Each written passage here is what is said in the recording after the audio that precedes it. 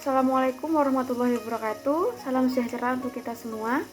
Halo teman-teman, perkenalkan saya Asterina. Di sini saya akan memberikan sedikit informasi mengenai corrective action and preventive action atau biasa kita kenal dengan sebutan CAPA. Sebelum lanjut ke pembahasan, izinkan saya untuk memperkenalkan diri terlebih dahulu. Perkenalkan, nama saya Asterina Triarintia Sarjana Farmasi. Saya lahir di Banyuwangi tanggal 30 Juni tahun 1998 dan sekarang saya sedang menempuh profesi apoteker di Universitas Muhammadiyah Kudus. Baiklah, pada kesempatan kali ini ada beberapa poin yang akan saya bahas mengenai CAPA. Yang pertama, definisi dari CAPA itu sendiri. Yang kedua, mengapa harus dibuat CAPA. Yang ketiga, siapa yang harus membuat CAPA. Yang keempat, kapan CAPA itu harus dibuat. Yang kelima, bagaimana cara menyusun CAPA. Dan yang terakhir, saya akan memberikan sedikit contoh mengenai pengerjaan dari CAPA. Definisi dari CAPA. CAPA merupakan singkatan dari Corrective Action and Preventive Action. Merupakan suatu dokumen hasil inspeksi yang disampaikan oleh pelaku usaha dalam rangka tindak lanjut hasil inspeksi. Lalu, apa perbedaan dari keduanya? Nah, corrective action atau bisa kita sebut sebagai perbaikan merupakan usaha dalam mengatasi ketidaksesuaian. Sedangkan preventive action atau bisa kita sebut sebagai pencegahan merupakan suatu usaha dalam menghindari terjadinya ketidaksesuaian. Lalu, mengapa harus dibuat CAPA? CAPA dapat memberikan manfaat kepada pelaku usaha, seperti mencegah kerugian yang mungkin terjadi akibat kerusakan produk, meningkatkan kualitas produk, serta meningkatkan kepatuhan terhadap ketentuan atau pedoman yang telah berlaku. Kemudian, siapa yang harus membuat CAPA? Nah, dalam menyusun CAPA, sangat diperlukan kerjasama tim antara manajemen atau pemilik usaha sebagai fasilitator, penanggung jawab sebagai team leader, serta personil terkait lainnya. Perlu kita ketahui bahwa kunci keberhasilan CAPA ditentukan oleh komitmen dan keterlibatan dalam tim itu sendiri. Selain mengetahui mengapa CAPA itu harus dibuat dan siapa yang membuatnya, kita harus mengetahui kapan CAPA itu harus dibuat. Nah, CAPA harus dibuat sesegera mungkin ketika terdapat penyimpangan pada saat operasional, adanya temuan saat audit internal maupun audit eksternal, serta adanya keluhan dari pelanggan. Nah, perlu teman-teman ketahui, menurut Perbepom nomor 19 tahun 2021 tentang pedoman tindak lanjut hasil pengawasan obat tradisional, obat kuasi, suplemen makanan dan kosmetika, temuan itu dibedakan menjadi 3, minor, mayor, dan kritis. Lalu, apa perbedaan dari ketiganya? Temuan minor atau bisa kita sebut sebagai temuan ringan merupakan temuan yang tidak bersifat sistemik dan tidak menyebabkan resiko yang bermakna terhadap kesehatan. Temuan mayor atau bisa kita sebut sebagai temuan sedang merupakan temuan yang bersifat sistemik, dapat mempengaruhi kesehatan manusia, serta dapat mengakibatkan potensi kontaminasi atau dampak lain yang menyebabkan penurunan mutu obat.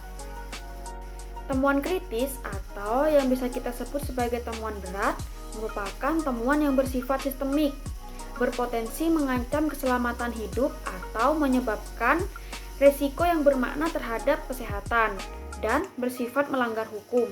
Contohnya, produk-produk yang mengandung bahan kimia, produk yang mengandung bahan yang dilarang, produk yang mengandung mikroba patogen namun tetap diedarkan, produk yang tidak memiliki izin edar, dan produk palsu. Selanjutnya, bagaimana cara menyusun CAPA? Yang pertama yaitu identifikasi masalah. Nah, identifikasi masalah dapat dilakukan dengan cara mempelajari data atau informasi yang tersedia serta bentuk-bentuk masalah seperti penolakan, kesulitan atau hambatan, kecelakaan, pemborosan atau biaya yang tinggi. Setelah selesai melakukan identifikasi masalah, kita dapat melakukan evaluasi. Tujuannya yaitu untuk mengetahui Prioritas masalah yang harus diselesaikan terlebih dahulu. Evaluasi mencangkup tingkat keseriusan masalah, frekuensi terjadinya masalah, serta besarnya dampak seperti biaya, keamanan, kepuasan pelanggan, dan lain-lain. Selanjutnya, melakukan investigasi. Nah, investigasi ini dapat diawali dengan menyusun rencana investigasi, lalu dapat melakukan investigasi. Tujuannya yaitu untuk mengetahui sebab-sebab terjadinya masalah. Setelah selesai melakukan investigasi, kita bisa melakukan analisis. Analisis itu sendiri dapat dilakukan menggunakan beberapa metode, seperti metode tulang ikan dan metode pohon logika. Setelah mengidentifikasi masalah, mengevaluasi, dan melakukan investigasi serta analisis, kita harus menentukan atau membuat rencana tindakan yang akan kita lakukan. Nah, rencana tindakan dilakukan dengan metode terbaik untuk menghindari kesalahan yang berulang di kemudian hari. Rencana tindakan itu sendiri meliputi semua tugas secara luas, penanggung jawab, serta batas waktu perbaikan. Selanjutnya, implementasi. Lakukan dokumentasi implementasi rencana tindakan dan mengkonfirmasikan terhadap pihak-pihak terkait, pihak internal maupun pihak eksternal. Cara yang terakhir yaitu tindak lanjut. Hal ini bertujuan untuk memverifikasi dan menilai efektivitas dari kegiatan yang telah kita lakukan, termasuk memastikan semua karyawan memahami perubahan yang telah dijalankan. Form CAPA. Nah, dalam form CAPA ada beberapa kolom. Kolom yang pertama yaitu temuan, merupakan penyimpangan yang ditemukan saat inspeksi. Yang kedua ada kolom kategori temuan, termasuk kategori minor, mayor, atau kritis. Yang ketiga persyaratan, setelah itu analisis, merupakan sebab-sebab terjadinya penyimpangan. Lalu perbaikan apa yang akan kita lakukan terhadap penyimpangan tersebut. Pencegahan, nah ini pencegahan yang kita lakukan agar masalah tidak terulang kembali di kemudian hari, target pelaksanaan, status, dan bukti pelaksanaan.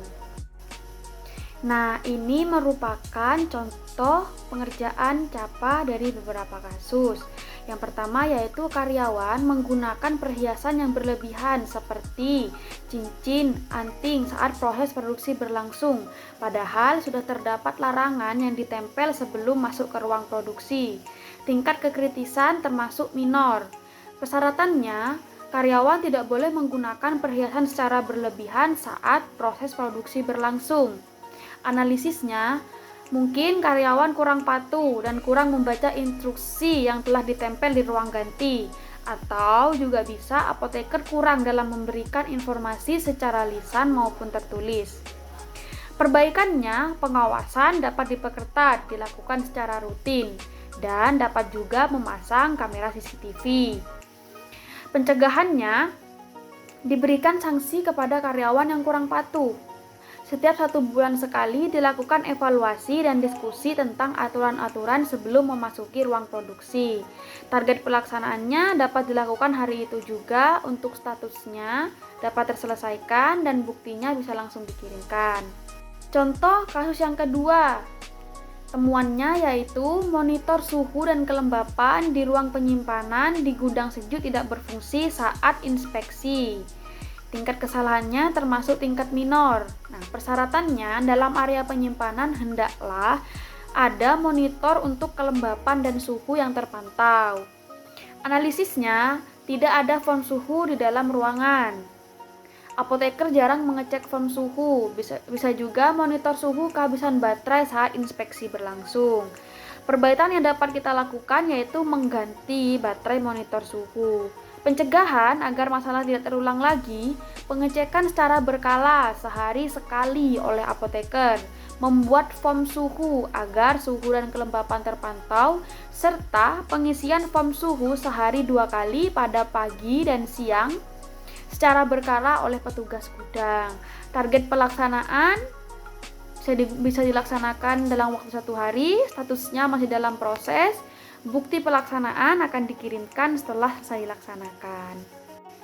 Cukup sekian informasi yang dapat saya berikan kepada teman-teman. Saya ucapkan terima kasih kepada Universitas Muhammadiyah Kudus di mana tempat saya menempuh program profesi apoteker saat ini, kepada UD Herbalindo Malang karena memberikan pengetahuan dan pengalaman yang cukup banyak kepada saya, dan teman-teman seperjuangan yang mau menemani saya hingga detik ini.